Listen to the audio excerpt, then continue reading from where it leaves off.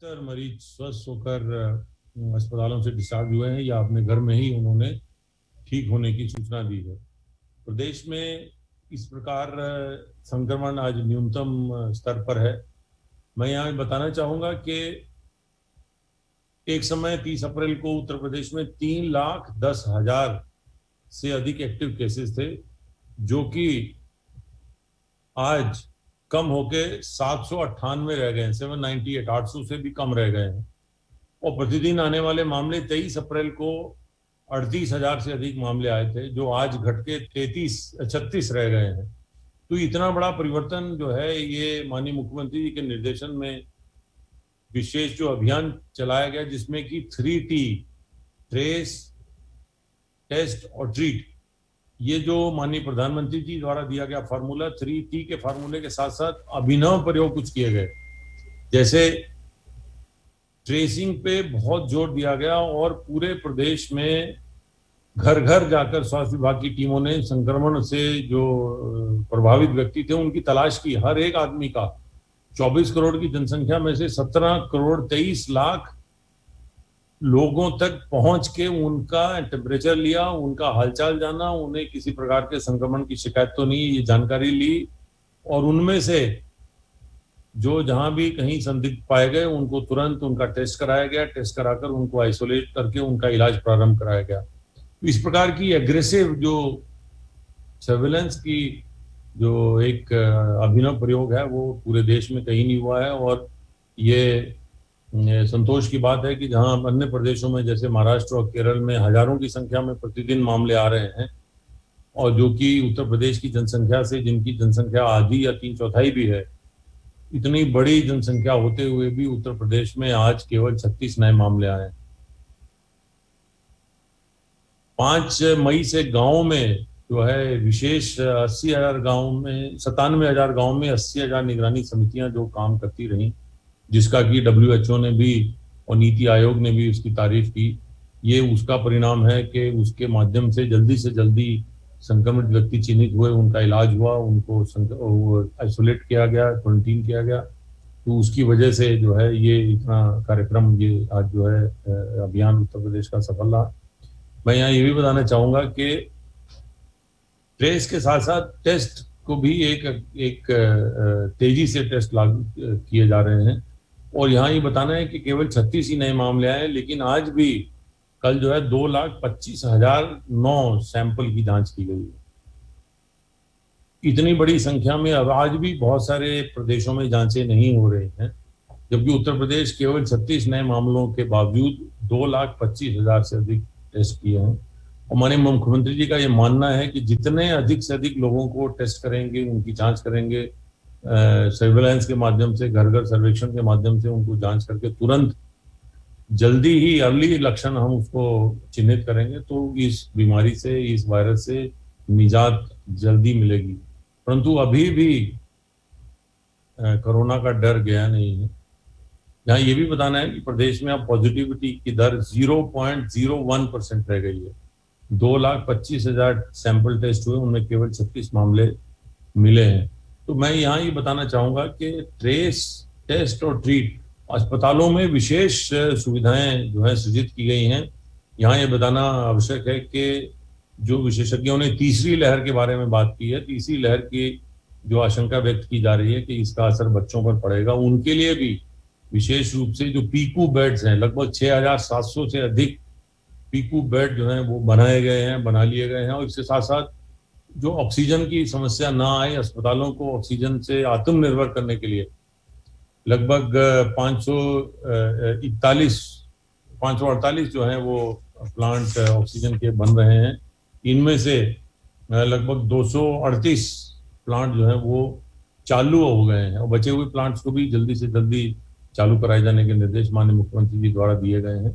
इतनी अधिक संख्या में ऑक्सीजन प्लांट का निर्माण पूरे देश में कहीं नहीं हो रहा है।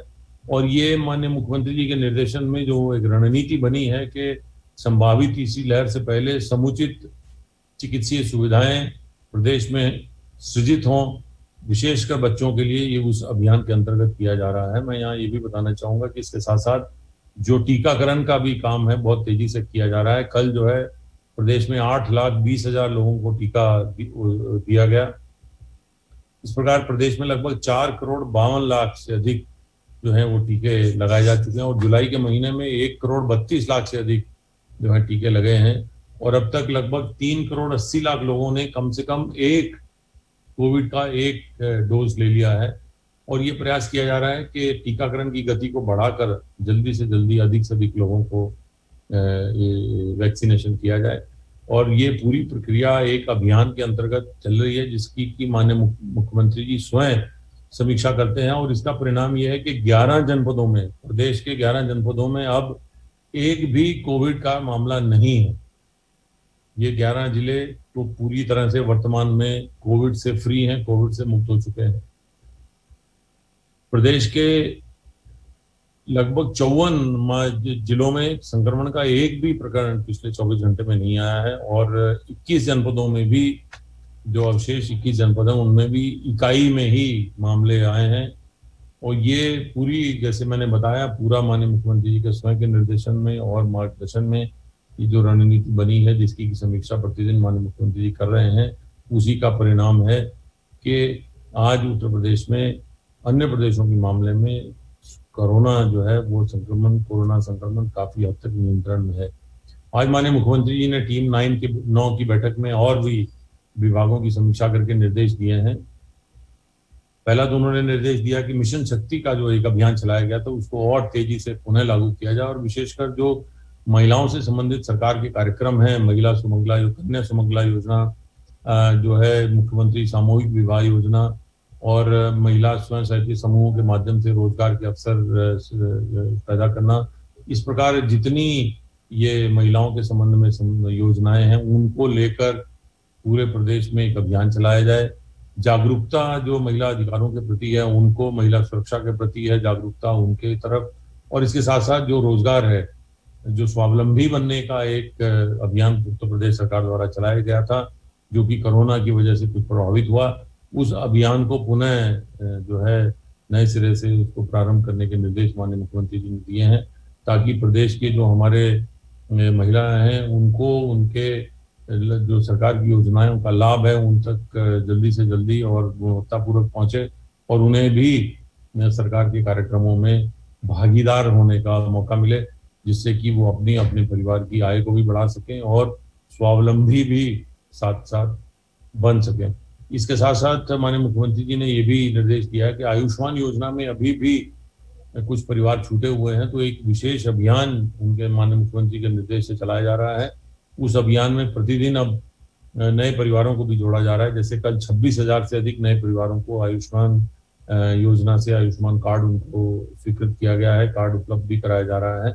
इस प्रकार ऐसे परिवार भी जो कि आयुष्मान योजना में लाभ नहीं हो सकते हैं, जो नहीं लाभ पा सकते, प्रधानमंत्री जन आरोग्य योजना में से आच्छादित नहीं है, उनके लिए माननीय मुख्यमंत्री जी के स्तर पर एक नई योजना अलग से प्रदेश सरकार द्वारा चलाई जा रही है जो कि मुख्यमंत्री जन आरोग्य योजना है, ताकि इन परिवारों को भी निःशुल्क इलाज की सुविधा मिलती रहे, इन्हें उसमें शामिल किया जाए। ऑलरेडी इसमें 40 लाख से अधिक जो अंत्योदय परिवार हैं उनको भी इसमें शामिल किया गया है और इन सबको इन योजनाओं का लाभ समय से मिले इसके लिए निर्देशित किया गया है। इसके साथ साथ गांवों में हर ग्राम पंचायत में ग्राम पंचायत भवन होने के लिए और ग्राम सचिवालय स्थापित करने के भी निर्देश दिए गए हैं और माननीय मुख्यमंत्री जी ने आज विभाग को निर्देशित किया है कि वह जनपद स्तरीय अधिकारियों के साथ बैठक करके सुनिश्चित कराएं कि अगले 3 माह में सभी ग्राम पंचायतों में ये पंचायत भवन और ग्राम सचिवालय का जो कार्य होना है वो पूरा हो जाए और ये ग्राम पंचायतों के जो ग्राम सचिवालय हैं, ग्राम पंचायत भवन है, वो एक स्वतंत्र रूप से गाँव को काम करने के लिए उपलब्ध हो जाए। ये आज की समीक्षा में माननीय मुख्यमंत्री जी ने निर्देश दिया है। पुनः आपसे अनुरोध करना है कि कोरोना का संक्रमण प्रदेश में बहुत ही कम है, ना के बराबर है, परंतु आशंका ये है कि पुनः ना आ जाए, इसके लिए आवश्यक है हम सब लोग सावधानी बरतें, मास्क का निरंतर उपयोग करें, हाथ धोते रहें, भीड़ भाड़ वाले क्षेत्रों में जाने से बचें। सभी लोग सावधानी बरतेंगे तो इस कोरोना संक्रमण से हम सामूहिक प्रयास से नियंत्रण पाने में सफल होंगे। आप सब खुश रहें, कोरोना के नियमों का पालन करते रहे। धन्यवाद।